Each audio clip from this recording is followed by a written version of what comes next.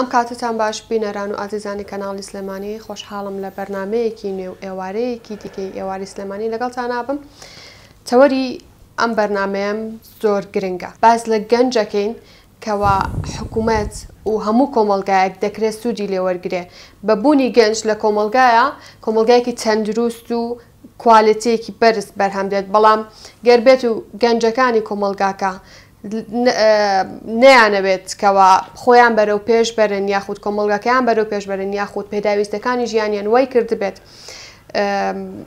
زیاترینی بەلای خەمی قوتی ڕۆژانەیانەوە بن، ئەوە بێگومان کۆمەلگایەکی دواکەوت و لە چاو کۆمەلگاکانی دیکە بەرهەم دێت. دەمەوێت باس لە توانەکانی گەنجان بکەین لەگەڵ میوانەکەمە کاک ئیسماعیل ئەحمەد، چالەکوانی بواری مەدەنی وەکو گەنجێک قسەم بۆ دەکات. کاک ئیسماعیل بەخێر بێت. زۆر سپاس. بەخێربێت بۆ ئەم بەرنامەیەم و خۆشحاڵ بووم کەوا ئەمڕۆ لەگەڵ ما دەبیت. ئەمێ لەوە دەست پێ بکەم. گەنج کێن؟ لە تەمەنی چەندەوە گەنجە، لە تەمەنی چەندەوە کۆتاییان پێدێ و ڕێژەی دانیشتوانی کوردستان لەستا چەندی گەنجان پێگەێنە؟ سەرەتا بەنای خۆی گەورە و میهرەبان، سوپاس بۆ جەنابتان، سوپاس بۆم دەرفەتە. تەوەری بەرنامەکەتان تەوەرێکی زۆر گرنگە، بە تایبەتی لەم ڕۆی کۆمەلگای مرۆڤایەتیدا و بە درێژایی مێژووی مرۆڤایەتیش گرنگی بە توێژێک دراوە کابریتی بۆ لە توێژی گەنج. ئێمە گەر بینە سەر ئەوەی بەکێ ئەوترێ گەنج لە قانونی عقوباتی عێراقیە لە تەمەنی با بڵین لە 18 ساڵ بەرەو ژوور پێوترێ گەنج، واتە لە خوار 18 ساڵ پێوترێ منداڵیا خود هەرزەکان. لە میساقینەتەوەی گرتوەکانیشە لە یەکێک لە مادەکانیە تعریفەی گەنجەکە کە لە 15 ساڵەوە هەتاوەکو 24 ساڵ ئەم مالیدا یاخود ئەم تەمەنە پێوترێت گەنج. ئەگەر ئێمە پێناسەیەکی ورتر و جوانتر بۆ گەنج بکەین، جوانترین پێناسە کە لە زمانی شیرینی کوردی گەنج لە گەنجینەوە هاتووە، واتە سەروەتی و سامانێکی نیشتیمانی هەر وڵاتێک، هەر نەتەوەیەک، هەر میلەتێک دەستی بەم سەروەتە نیشتیمانیەوە بەم گەنجینەوە گرت بێت، ئەوە کۆمەڵگەیەکی سەرفراز و سەرکەوتوو و پێشکەوتوو و لە کەبڕیکەی میلەتان و نەتەوەکانی تری جیان دەکات. باشە، من لە مەنهەجی خوێندنە لێکێک لە پۆلەکانە قۆناغەکانی خوێندنە هەتاوەکو 45 ساڵ گەنجە، لە دوای ئەوە اینجا قۆناغی جوامێری دەست پێەکە. هەر کاتێکیش کە گەنجێک ئەمرێت، کەسێک ئەمرێت لە تەمەنی 40 یا 45 ساڵی ئەڵێت خوا گەنج بوو مرد. ڕاستە، خۆی بەپێی شەریعەتی ئیسلامی، بەپێی قانونان، بەپێی عورف و عادات ئەمانە با بڵێن ئەتوانین بڵێن ڕێژەکانە گۆڕێ، با بڵێن هەتا 40 ساڵیش پێڵێن کامڵ نەبوو، هێشتا لە دوای 40 ساڵێوان مرۆڤ پێڵێن کامڵە بێت، بەڵامی تر یاساکان و قانونەکان جیاواز و ڕێژەکانیان جیاواز دیاری کردووە. باشە کاک ئیسماعیل، ئەمێ باسی ئەوەم بۆ بکەیت، ئایا گەنجان لە ڕووی سایکۆلۆژیەوە، لە ڕووی جەستەجیەوە چۆن کاریان لەسەر بکرێت، چۆن سوودیان لێوەربگیرێ؟ ئایا کۆمەڵێک ڕەهەند هەیەکەوە بۆ گەنجی دەستەبەر بکەیت اینجا بیت سوودی لە توانەکانی وەربگری؟ خۆی گەنج یەکێکە لە توێژە گرنگەکانی کۆمەلگا. کاریگەری هەیە گەنج لەسەر تەواوی سێکتەرەکان، سێکتەری ئابووری، ڕۆشنبیری، فەرهەنگی، کولتوری، ئابووری سیاسی، ئەتوانرێت با بڵین بینای ئەو وڵاتە لەسەر گەنج بینا بکرێەوە گرنگی زیاتر بە گەنج بێت، هەر لە ناو خێزانەکانەوە تەنانە بۆ ناو کۆمەلگا و دواتیش لەسەر ئاستی سیاسی و دەوڵەتیش گرنگی بە توێژی گەنج دەدرێت. بێگومان گەنج کۆمەڵێک لایەنی زانستی هەیە کەواکە گەنج ئەم متمانی پێ بدرێت، هەر کاتێک کە گەنج ئاراستەیەکی دروست و ڕاستی وەرگر لە کۆمەلگایە و باوەڕدار بووە، ئامانجی هەبووە، باوەڕی بەو ئامانجی خۆیە بۆ هەوڵی بۆدا، ئەتوانین داهاتووی ئەو میلەتە لەسەر شانی ئەو گەنجە با بڵێن بیدەینە دەستیان و ئەو متمانیان پێ ببەخشین کە داهاتووی ئەو میلەتەوە ئەو وڵاتە بگرنە ئەستۆی خۆیان، بەڵام ئەگەر بێت و بە ئاراستەیەکی خوار، بە ئاراستەیەکی ناتەندروستە ئەم گەنجە ئاراستە بکرێتەوە، ناتوانێت داهاتوویەکی میلەت یاخود هی وڵاتێک بخرێتە سەر شانیان بخرێتە ئەستۆیان. بۆ نمونە کۆمەلگە ڕۆژاوایەکان زیاتر گرنگی بە چینی گەنجان نەدەن و ئێساش ئەو لێشاوە پەنابەرانی کەوان وەریەگرن، نیشانی ئەوەیە کە کۆمەلگا ئەوروپی ڕۆژاوایەکان بوونەتە کۆمەلگەیەکی پیر لەم قۆناغەیە سادەوە لە داهاتوودا زیاتر دەکەوێت کە کۆمەلگەیەکی پیرن، لەبەرەوەی ئەوان هەلیکاریان زۆرە و پێویستیان بەدەست هێلیکارە، لەمەشا تەنها زیاتر گرنگی بە گەنجان نەدەن و ئەیانەوێت گەنجان زیاتر ڕوو بکاتە وڵاتەکانی و مافی پەنابەریمانەوە زیاتر بە گەنجەکان نەدەن. با بڵێن لە وڵاتانەیە زیاتر ژیانی خۆشگوزەرانی بۆ گەنجەکان زیاتر فەرهەم کراوەوە ئەو بیرۆکە و خەون و ئامانجانی هەیەە دەوڵەت و سیاسەتی ئەو وڵاتانە هاوکاریانەکە کە بگەم بە ئامانجەکانیان و ئەو ببنە تاکێکی داهێنەر ببنە داکێکی بەرەهێنەر بەڵام لە کۆمەلگا شەڕکێکانی لای خۆمانە زیاتر ئیش لەسەر مردنی توانە و حەز و ئارەزووەکانی گەنجان دەکرێت و نەتوانراوە گەنجێکی بەرهەمێنەر و داهێنەر بێ بەڵکو بە پێچەوانەوانەیە گەنجێکی با بڵێن بەکاربەر لەم کۆمەلگایانە زیاتر دروست بە کاتێک کە گەنج کە ڕێژەی زۆری کۆمەلگەکان پێک دێنێت بە تایبەتی کۆمەلگای کوردی کە کۆمەلگەیەکی گەنجە سوپاس بخوا بەڵام بەهۆی نەبوونی کۆمەڵێک با بڵێن هۆکار کە وابکات کە لە دەوڵەتەوانێ بگرە بۆ ناو خێزانەکان و بۆ کۆمەلگا نەیتوانیوە کۆمەڵێک هۆکار فراهەمکە بۆ گەنجان کە توانە و خەون و ئارەزوەکانی خۆیان فراهەمکەن بینیم کە کۆمەلگای یابان لە دوای هێوریشیماوی کە لە زەنگی جیانی دووەمە ئەمریکا با بڵێن کاراسادی بەسەرهێنان هەرچینی گەنج بووای کرد یابان ببێ بۆ یابانی ئێستا لە هەموو دنیادا باسی دەکەن. ئەڵمانیا کاتێک لە هەردوو جەنگەکە دۆڕاو لە دوای جەنگی جیانی دووەم هەوڵی بنیادنانەوەیدا هات زۆرینەی گەنجی وڵاتانی ڕاکێشا بۆ ناو وڵاتەکەی خۆی پێ بنیاد نایەنەوە.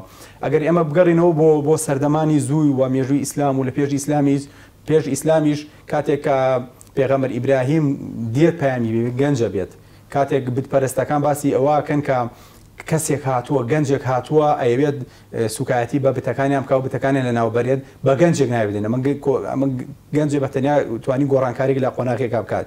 دواتر شوێنکەوتی پێغەمبەر موسی عەلەیهی سەلات وەسەلام کە کاتێک لە دار و دەستەکەی فیرعەونە هەڵدێن زۆرینەی زۆری ئەوانی کە لە شوێنکەوتی پێغەمبەر موسی بن عەلەیهی سەلات وەسەلام گەنجە بن کەواتە ئەمە گەنجانە توانی گۆڕانکاری بن. کاتێک پەیامبەری ئیسلام پێغەمبەر دووری خوای لەسەر بێت لە تەمەنی 40 ساڵیدا کە پەیامی بۆ دێ وحی بۆ دێت ئەبینین زۆرینەی شوێنکەوتەکانی تەمەنیان لە ناو 15 بۆ 25 ساڵا بێت کەواتە ئەوان هاتن پەیامی ئیسلامیان بە هەموو جیهان گەیان و توانیان گۆڕانکاری گەورە بکەن زۆرینەیان گەنج بوون یعنی توانیان ئاڵای ئیسلام بەرزکەنەوانی و نێڵن بکەوێت بۆیە گرنگە گرنگی بە گەنج بدرێت و هەندێک لایانی زانستیە بۆ نمونە گەنج خاوەنی ئیرادەی بەهێزە ئەتوانێت بڕیاردات ئەتوانێت گۆڕانکاریگە حەزی بە گۆڕانکاری حەزی بە نوێبوونەوەیە ئەگەر بێت و ئەو ژینگەی بۆ فەراهەم بکرێت باوەڕتان هەبێت ئەو حەز و خولایی لە گەنجە هەیە بێوێنی و ناتوانێت یعنی ناتوانێت سنووریشی بۆ دابنێ بۆ گۆڕانکاریەکان گەنج خاوەنی ئەوەیە کە با بڵێن لە دوای ئیرادا خاوەنی گۆڕانکاری نوێ و بەردەوام حەزی لە ژینگەیەکە کە دەست بە شتە کۆنەکانەوە نەگرێت بە پێچەوانی هەندێک قۆناغی کامڵتر کە حەزیان لە کولتورێکی پارێزگارە یانە دەستی پێ بگرن. گەنج ئەیەوێت ئەو قۆناغی کە قۆناغێکی چەقبەستووە ئەیەوێت لە قۆناغە دەربازی بێت بێ گۆڕانکاری کات ئایندەی وڵات فراهەم کا بەڵام بەداخەوە لای ئێمە ئەوەی تێبینی ئەکرێت کە لەم سەردەمی قۆناغی پڕوپوچی ئەگەر ناوی بنین گەنجەکانمان بێهیوا کران و خۆشیان بێهیوا کردووە کەمەش ئەگێڕینەوەوانێ بۆ لایەنی پەروەردە لە هەردوو قۆناغی خێزان و دواتر قوتابخانەکان و سیستەمی پەروەردەی وڵاتە.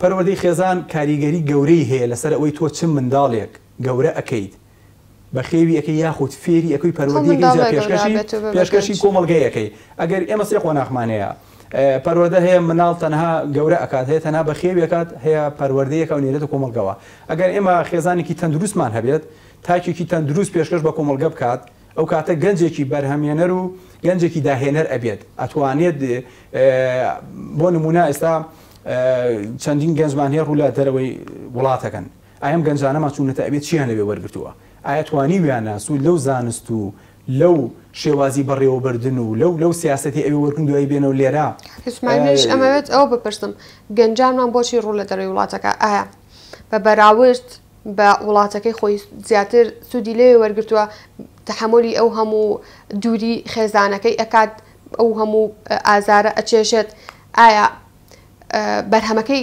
ئەخوات لەوێ بۆچی گەنجمان بچێتە دەرەوەی وڵات ینی هۆکارەکە خۆیەتی کێشەکە لە خۆیەتی کە ئەم وڵاتی قبول نییە یاخود هۆکارەکە کۆمەڵگا حکومەتە.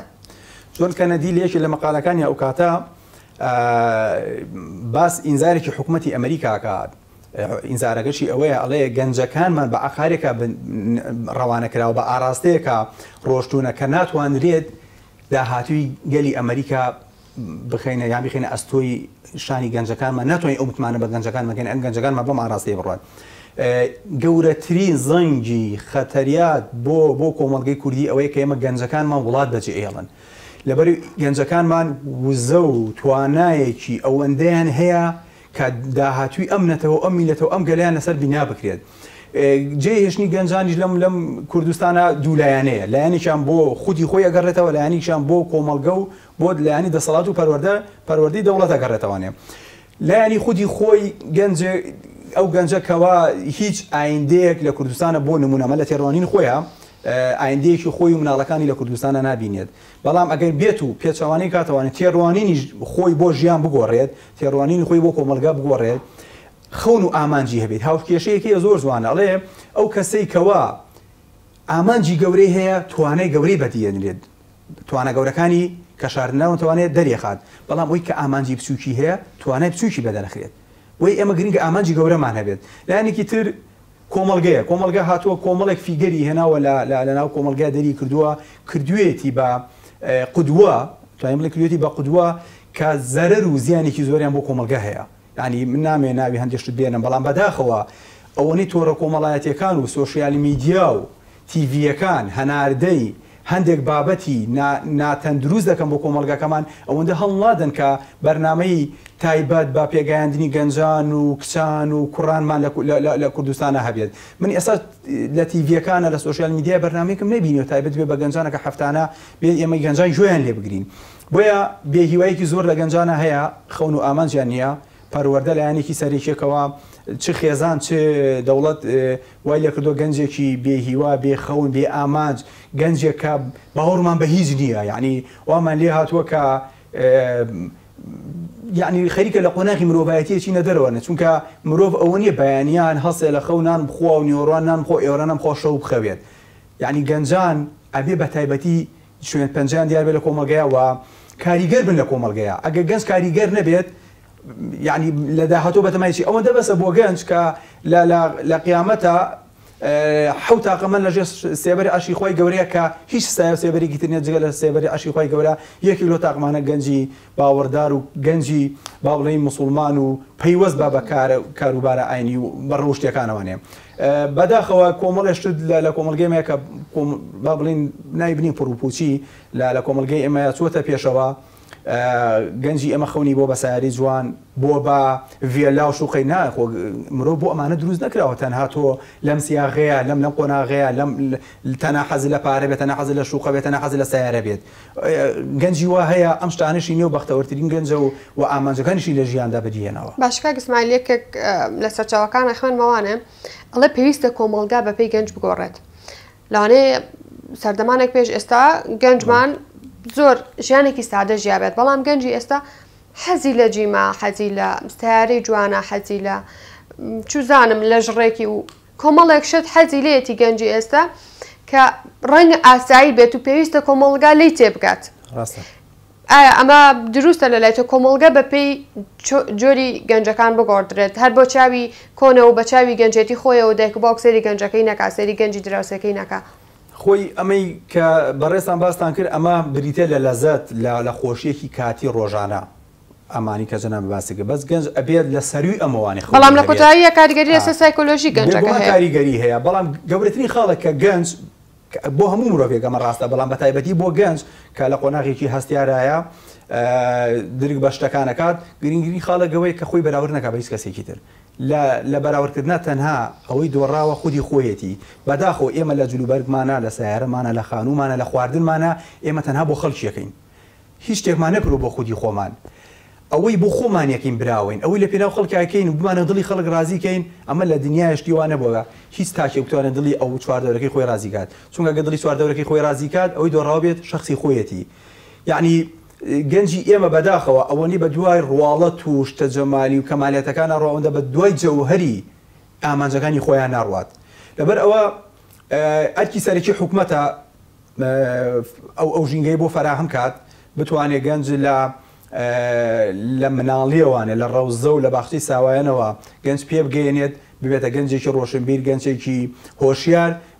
ئەو کۆمەڵگانی کە گەنجەکانیان هۆشیارە دەسەڵاتێکی ستەمگر و دادگەریش ناتوانێت حکمیان بکات. بۆ نمونە ئێمە شۆڕشی فەڕەنسامان هەیە کە ئەوانەی قودوی شۆڕشی فەڕەنسایان کرد کە گەنجان و ڕۆشنبیران و نووسەرانی فەڕەنسا بوون کە قودوی شۆڕشی فەڕەنسایان کرد بە هەمان شێواز کە شۆڕشی ئەمریکا بە هەمان شێواز. ئێمە لە قۆناغی ئەگەر لە سەرەتای مرۆڤایەتیوانێ بین هەتاوەکەم قۆناغی ئێستا لە دروستبوونی مرۆڤ لە قۆناغی شوانکاری و کشت و کاڵی و دواترێتە سەر حەزارەتەکانی تر و دواتر سەرەدیێتە سەر ئیسلام و بە قۆناغی پیشەسازی و ئەمی ئێستا پێگەیشتوونەکە تۆڕی جاڵجاڵۆکی ئەم تۆڕە ئەنتەرنێتی و تەکنۆلۆژی و یاری ئەلکترۆنیانە هاتووە.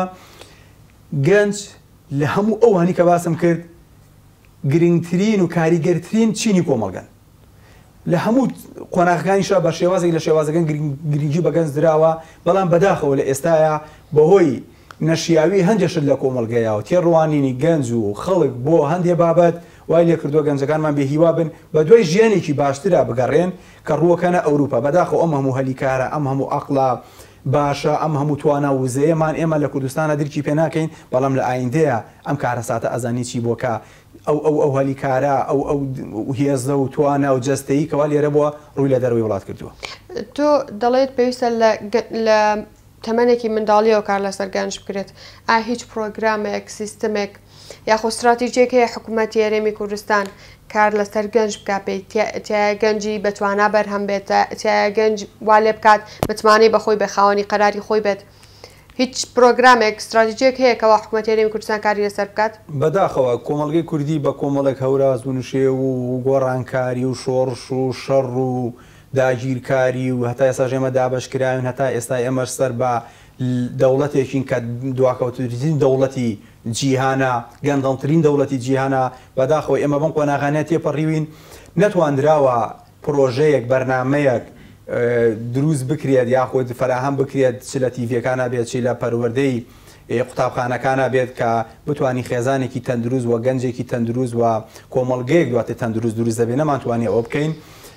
بەڵام حەقی خۆیەتی حکومەت بیر لەمە بکاتەوانەیە ئەو فلیم و با بڵین بەرنامانی کە لە دەرەوانەیە هاوردەی ناوخۆ ئەکرێت کە گەورەترین و خەتەرترین شتە بەسەر کۆمەڵگەکەمان بریتە لە هاوردەکردنی کللتوری گەلانی تر و وڵاتانی تر و میلەتانی تر بۆ ئێمە. چونکە ئەگەر دەوڵەتێک بیەوێت بە هێزی سەربازی وڵاتی داگیر کات سەرەتا لە ڕێی کولتورەوانی داگیریانەکات، ئەو کاتە لە ڕێی سەربازی و زۆر ئاسانە بێ. بەداخەوە کولتوری ئێمە فەرهەنگی ئێمە کەوتووەتە ژێر کاریگەری کولتور و فەرهەنگی نەتەوە جیاوازەکانی دراوسێمانەوانی. ئەمەش بێ سانسۆری هاتنی فلیم و بەرنامەکانە گەنجی ئێمە ئەوەندەی بە دیار فلیم و تیڤەکان و یاری ئەلکترۆنیەکان و ئەوەندەی بە دیار سۆشیال میدیا و کات بەسەر ئەبات نیو ئەوەنە خەریکی خودی خۆی نییە.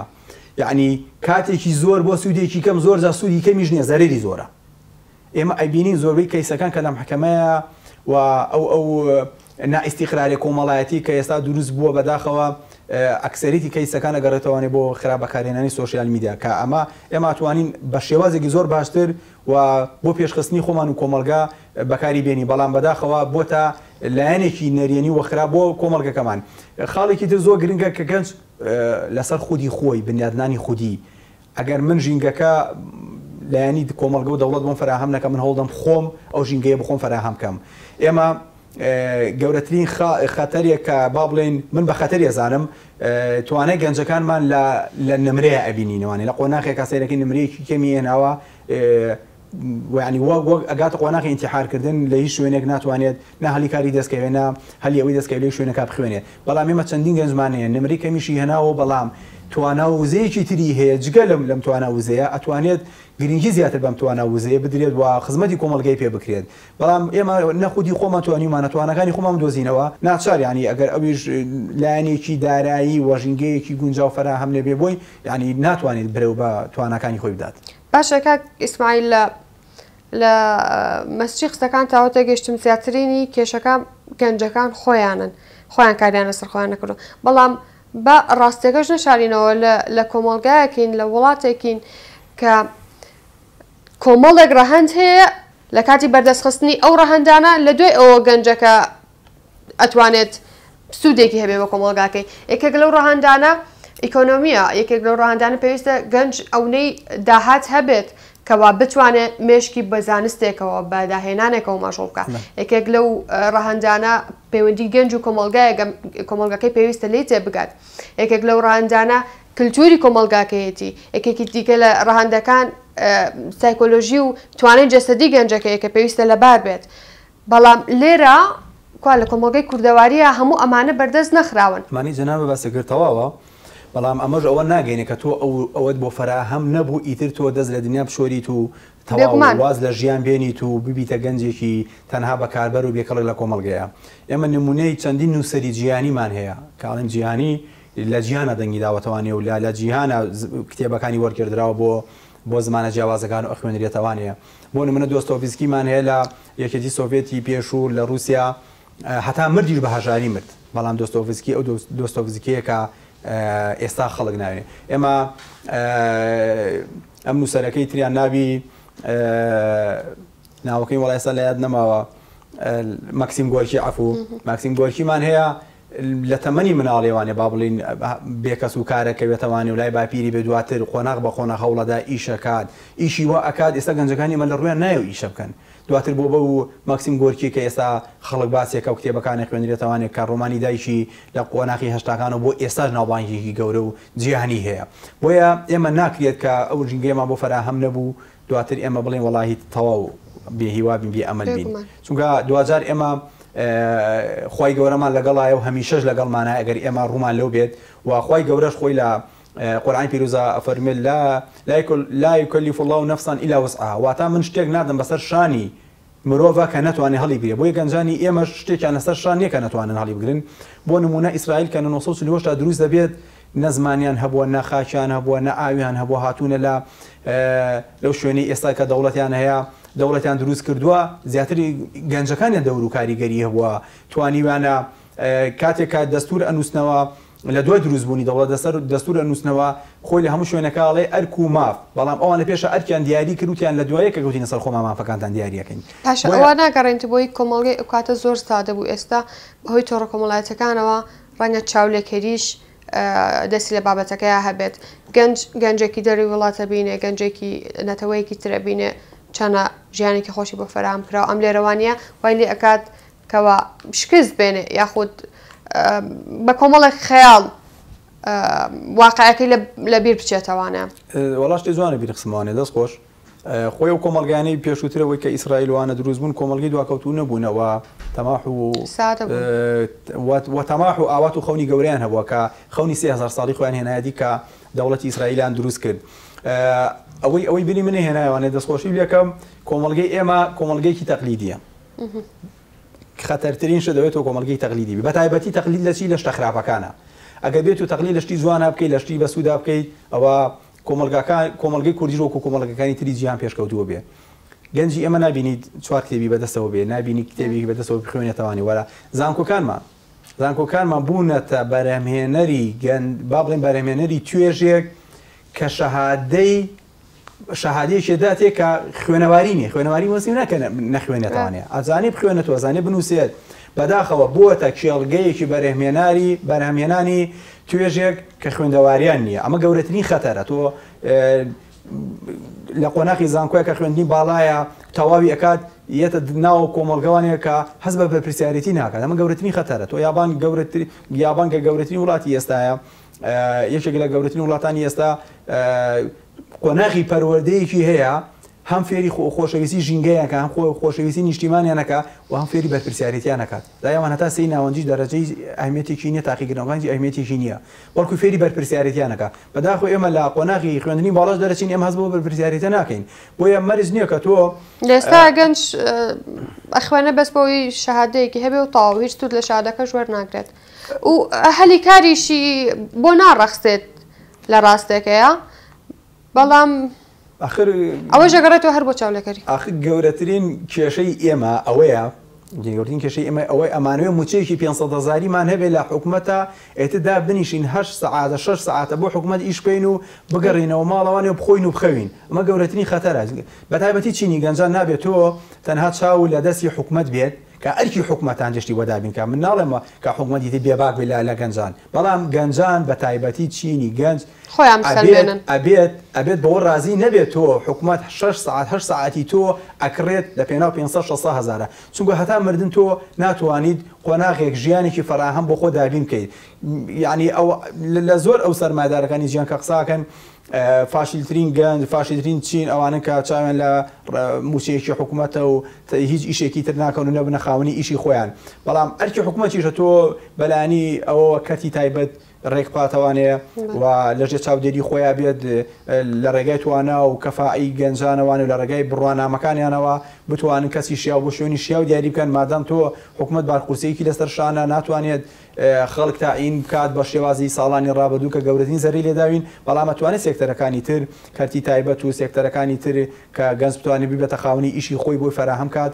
بۆ ئەوەی ئێمە لە کۆمەڵگەیەکی هاوردەوە ببینە کۆمەڵگەیەکی هەناردە گەورەترین خەتەریش ئێمە ئەوەیە کە تەنها چاومان بڕیوەتە لایەنی نەوت کە پێڵێن بەم کۆمەڵگە پیانەوە کۆمەڵگەی بەرخۆر یاخود کرێخۆر ئەوەی ئەینێرین تەنها بڕەپارێک دێتە ناوانێ و ئەیخۆین و تەواو هیچی تر بێگومان بەڕاستی بابەتەکە ئەوە گرنگە ئەوە لە خۆ دەگرێت کەوا نەتوانانی بێک بەرنامە هەموو حەقی خۆی پێ بدەیت و پێویستە چەند بەرنمەیەکی لەسەر بکرێت پێویستە حکوومەتی هەرێمی کوردستان استراتیژیەک دابنێت پرۆگرامە دابنێت کە کار لەسەر گەنجان بکات و گەنجانیش بە هەمان شێوە کار لەسەر خۆیان بکەن لەسەر ڕۆشن بیرێت و باکاتی میبوونی خۆیان بکەن کوالیتی خۆیان بەرز بکەنەوەوانە تۆ لە کۆتاییە چیت هەیە بۆ گەنجان کاگسمان لە کۆتاییەک پەیامم هەیە بۆ گەنجان لە کاتێکە کە ئەو ژینگەیە فراهەم نەکراوە کە تۆ خۆتی تیا پێ بگەێنیت خۆت ئەو ژینگەیە بۆ خۆت فراهەم کە خۆت تێڕوانینت بەرامبەر بە ژیان بگۆڕا